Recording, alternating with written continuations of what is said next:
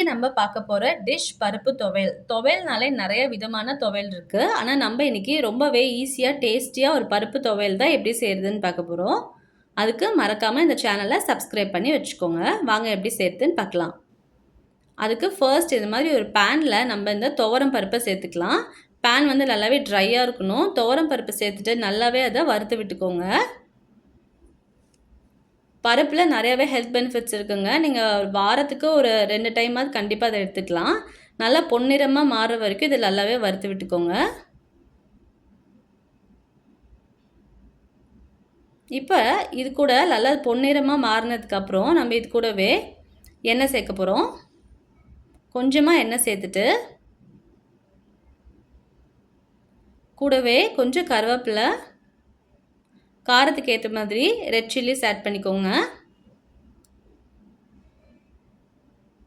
இப்போ இது கூடவே நல்லா ஒரு 5லேருந்து 6 பல்லு சின்ன வெங்காயம். சின்ன வெங்காயமும் ஹெல்த்துக்கு ரொம்பவே நல்லதுங்க. இப்போ ஒரு 5, 6 பல்லு பூண்டு, ஒரு சின்ன துண்டு இஞ்சி சேர்த்துக்கலாம். சேர்த்துட்டு நல்லாவே இதை வறுத்து விட்டுக்கோங்க.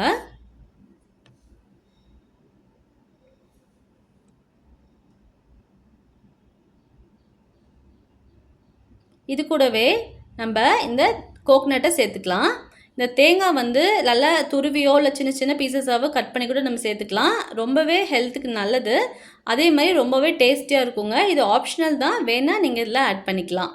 நல்லா இந்தமாதிரி வறுத்து விட்டுட்டு நம்ம இதை ஒரு மிக்ஸி ஜாரில் ட்ரான்ஸ்ஃபர் பண்ணிக்கலாம். நல்லா சுட சுட சாப்பாடு கூட வச்சு இதை சாப்பிட்டிங்கன்னா அருமையாக இருக்குங்க. அதே மாதிரி தோசை, இட்லி இல்லை வந்து நல்லா ஒரு கர்ட் ரைஸ் கூட வச்சு சாப்பிட்டிங்கன்னா கூட சும்மா வேறு லெவலில் இருக்கும். மறக்காமல் இதை செஞ்சு பார்த்துட்டு எனக்கு கமெண்ட் பண்ணுங்கள். இப்போ ஒரு மிக்ஸி ஜாரில் மாற்றிட்டு கூடவே கொஞ்சம் கொத்தமல்லியும் உப்பு சேர்த்துட்டு நல்லா இதை அரைச்சி எடுத்துக்கலாம். அவ்வளோதான், ரொம்பவே சூப்பரான பருப்பு துவையல் ரெடி ஆயிடுச்சு. மறக்காமல் இந்த சேனலை லைக் பண்ணி, ஷேர் பண்ணி, சப்ஸ்கிரைப் பண்ணி வச்சு